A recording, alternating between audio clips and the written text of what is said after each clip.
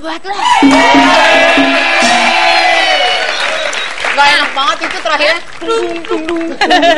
Nah, Zizi kan tadi bilang kalau sosok itu ada di sebelah kiri Zizi. Di patung ini bukan? Enggak, jadi nggak usah takut. Tadi kan saya ngomong patung ntar biasanya bukan memang seperti itu kan, malu-malu seperti itu. Ya, katanya suka menempati bentuk-bentukan seperti yang menyerupai manusia, entah itu patung, entah itu lukisan gitu. Pokoknya yang berwujud makhluk hidup.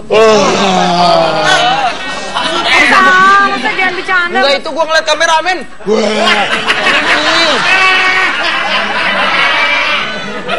Kameramen hari ini nggak ada yang beres, ada tukijem.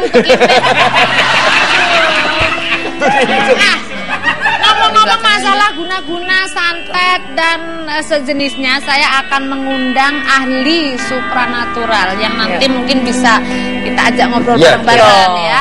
Langsung saja saya panggil, ini dia Mbah Mijan.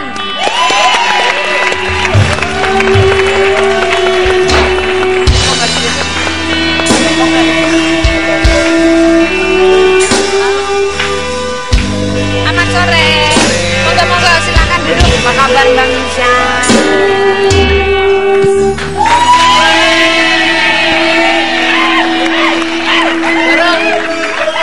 Waktu Doro panggil Mbak Mijan, aku udah takut aja, takutnya sosoknya yang menyeramkan, gimana. Masih muda kok dipanggil Mbah toh.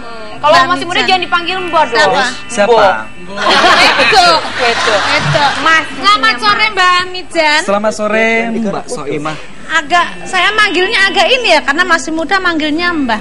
Nah, Mbah ini kan terkenal dengan kemampuan supranatural. Kebanyakan orang tahu pelet itu cuman buat orang biar suka sama targetnya. Nah, sebenarnya pelet ini bisa buat apa lagi sih selain buat biar orang kecantol gitu. Kecantol lah. Pelet, kalau buat saya pelet ini ada beberapa versi ya Mbak Soimah ya. Judulnya pengasihan sebetulnya, sampai lengkap. Pengasihan dibagi ada beberapa macam, seperti misalnya pelet khusus hanya untuk soal asmara dan untuk satu orang. Sama ikan gitu ya. Nah, kalau pengasihan pelet ikan itu buat umum, buat wanita, buat pria. Gitu Mbak Soimah. Nah, saya pernah punya mengal. Jadi kalau pelet sama pengasihan itu beda. Pelet untuk satu orang, pengasihan untuk umum. Misalnya kalau pengasihan gini, misalnya saya datang ke orang tua, Bah gimana supaya saya disenengin banyak orang, banyak orang biar saya tampil terus semua gitu. Yang kayak gitu. Itu pengasihan, betul. itu pengasihan pelet. Bukan pelet. Oh, jadi ada pelet tuh bedanya misalnya saya naksir sama Wendy, dia nggak mau. Ya udah sampai yang bikin Wendy suka sama saya. Betul. Amit-amit ya Bang Mijan. Kan misalnya, Des. Misalnya. Jangan sih gua ngetoknya misalnya, Mas. Amit-amitnya misalnya. Gua pelet terus. Ya namanya prosesnya melet. Terus biasanya bisa bertahan berapa lama? Pelet ini bersinggungan dengan aura ya Mbak Soimah ya. Jadi kalau ada aura yang memang sinkron, sama-sama pink, itu bisa permanen. Tapi kalau hanya misalnya satu pink, satu biru, ada masanya 41 hari, ada yang 101 hari, ada yang 3 bulan, ada yang 1 tahun. Nah Mbah, yang bisa menggugurkan pelet itu sendiri apa? Dokter. Menghilangkan. Bukan.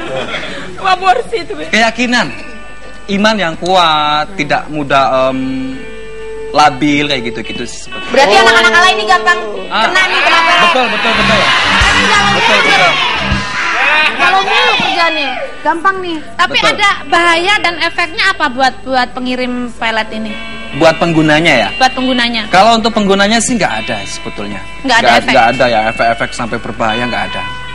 Kecuali kalau buat targetnya. Tapi kadang-kala kalau misalnya targetnya ini memang punya anti peletnya, bisa balik. Mbak Mijan sendiri punya klien nggak yang kadang-kadang sering minta pelet atau guna-guna? Kalau pelet sering, kalau guna-guna no, kita enggak. Iya. Kalau pelet sering. Kalau yang jahat kalau gitu. guna-guna kebanyakan digunakan kejahatan ya. Betul. Kebanyakan. Nah, kalau pelet sering. Kalau santet, Dor? Santet kok jadi saya yang nerangin ya? Kalau santet? Enggak, saya mau nanyakan Doro, biar Doro ngomong ke situ. Oh iya. Nah, kan itu ada orangnya. Maksudnya saya pengen nerangin sendiri gitu loh. Iya. Tapi Mbak Mijan aja. Kalau santet apa bedanya sama guna-guna? Santet definisinya adalah sebuah ilmu goib yang digunakan untuk mencelakai orang. Yang dianggap musuhnya, barangkali dianggap lawan-lawannya gitu, Mbak Soima. Kalau guna-guna sama pengertiannya, hanya berbeda bahasa. Tapi guna-guna lebih cenderung ke bukan yang ekstrimnya, kan ada ekstrim ada yang soft. Kalau ekstrim katakan terkirim sekarang, besok pagi bisa. Kalau yang guna-guna kan enggak. Sekarang terkirim 1-2 hari paling cuma lumpuh. Betul. Paling cuma agak sedikit gila-gila dikit gitu. Wah, saya waktu itu ini kalau ini beneran cerita nyata nih, nggak bercanda.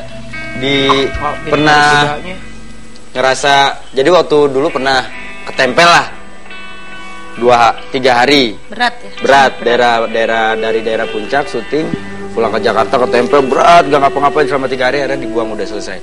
Beberapa saat kemudian merasakan hal yang sama, feeling udah kuat nih, kayaknya ada sesuatu di sini. Akhirnya dikenalin sama seseorang, terus entah dia mengadakan ritual seperti apa, Ustadz, jadi digosok-gosok pakai minyak panas banget. Tahu-tahu keluar benang kayak benang wol yang agak tebal, cuma segini.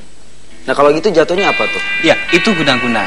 Jadi guna-guna atau santet, perbedaannya kalau guna-guna dia selalu menggunakan media seperti bulu binatang, rambut orang mati, kemudian beling, paku, silet, jarum dan sebagainya. Kalau santetnya biasanya kayak mengirimkan roh-roh kayak gitu. Misalnya kalau kayak tiap hari kerasukan jin, tiap malam kerasukan jin seperti itu. Oh itu santet. Kalau yang sampai kerasukan itu santet. Kalau yang kalau guna-guna biasanya menggunakan media. Ada barang gitu. Ada barangnya. Biasanya barang kecil tapi tajam. Nah kalau kata orang dulu tuh kalau misalnya kita menghindari santet itu jangan tidur di kasur. Kita tidur di ubin gitu, pakai tikar gitu. Itu benar nggak sih sebenarnya? Boleh jangan dijawab dulu, nanti kita akan kembali lagi, tetap di Soima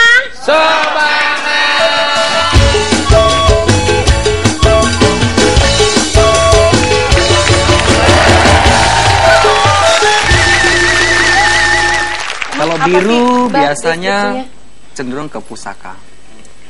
Kalau putih biasanya ada roh-roh yang memang roh-roh halus, tapi dia golongan yang putih ya. Tapi kalau api jelas jahat, santet itu. Telur.